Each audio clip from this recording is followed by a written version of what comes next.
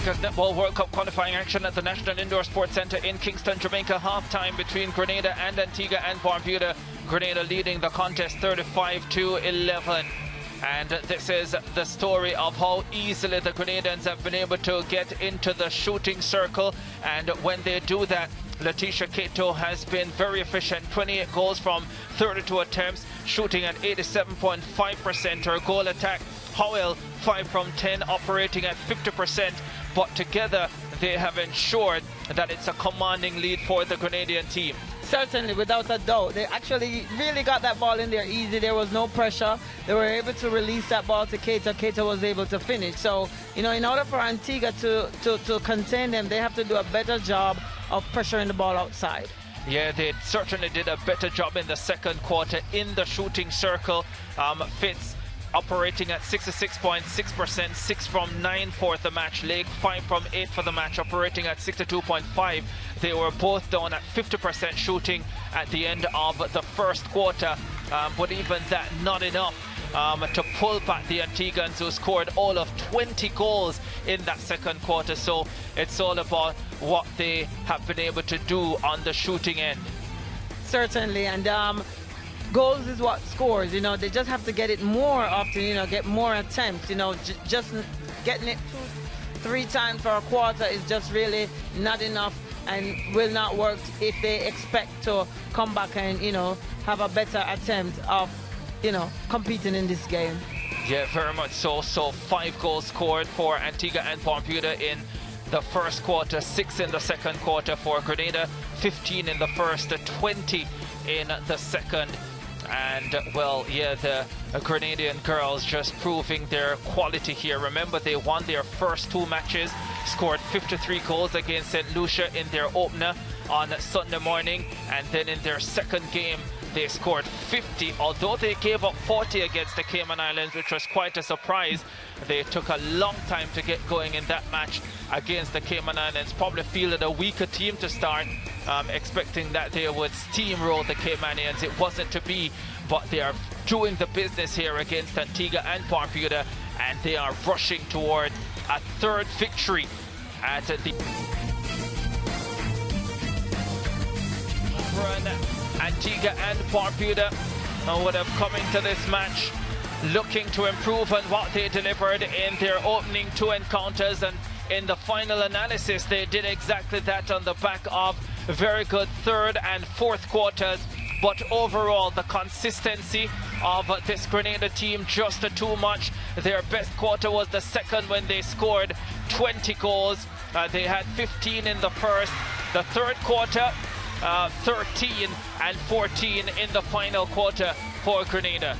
Yes, for sure, and Antigua has a lot to be proud of. The truth is, each quarter they improve in their scoring. They started out very, very slow, not able to find any goals, was able to only find 5, but managed to, you know, improve each time.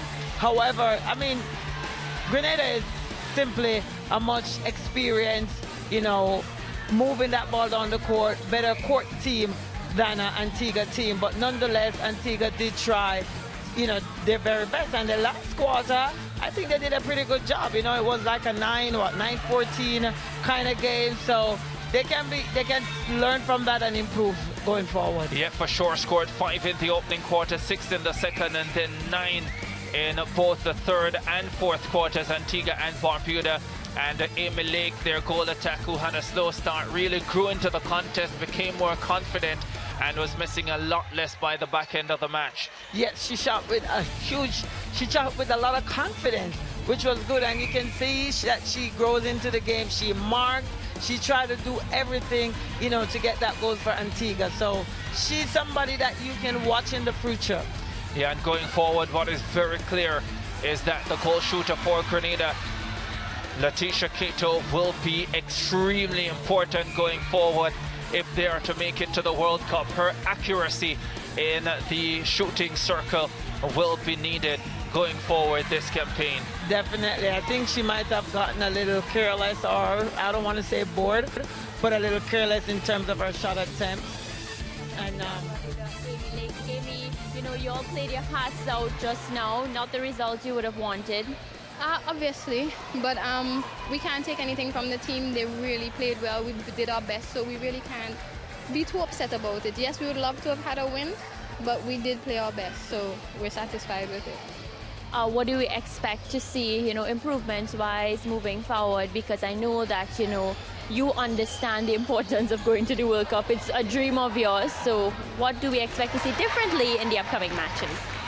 We're going to go back and look at the match and see where we went wrong. I think it's just nerves on our behalf. A lot of the girls, it's the first time they come into this level of competition. And we do have a few injuries. You notice that a lot of them came off during the game. And our key defense, one of our best defense, is actually home. She didn't make it to the game today because she's suffering with the flu. So we're hoping that she recovers quickly and we can have her back for the next game. Mathematically, because I know players tend to, and knowing you from the couple of interviews that we would have done, when you work it out, do you think that Antigua and Barbuda still have a good shot at making it to the World Cup? We're 0-3, so it's looking pretty slim, but anything is possible. For it to happen, we definitely need to win the remaining games, which is a tough climb. But at least we gained the experience from saying that we came to an international tournament, and then we can just take it and grow from there. Yeah, Amy, I wish you best of luck, and of course I know you're doing your part to help Antigua and Barbuda improve their netball and of course overall, so good luck. Thank you. All right, so just heard from Amy Lake there. She's the captain of Antigua and Barbuda. We're going to be joined now by Shakira Collymore. Shakira is the captain of the winning team. Shakira? Just as Shakira is getting ready to join us, 3 out of 3 perfect results for you so far. How happy are you? We are extremely happy. As I said last interview, we're taking it one game at a time, and 3 of 3 is a great start for us. We know that there are a lot of tougher matches coming up, and we're just taking it one game at a time, and I believe that these 3 wins is a confident booster going forward to go against the tougher teams, or the so-called tougher team. But I believe it's a level playing field, and everybody wants a chance to qualify, and I'm just happy with my team and the way we rallying around each other and the wins.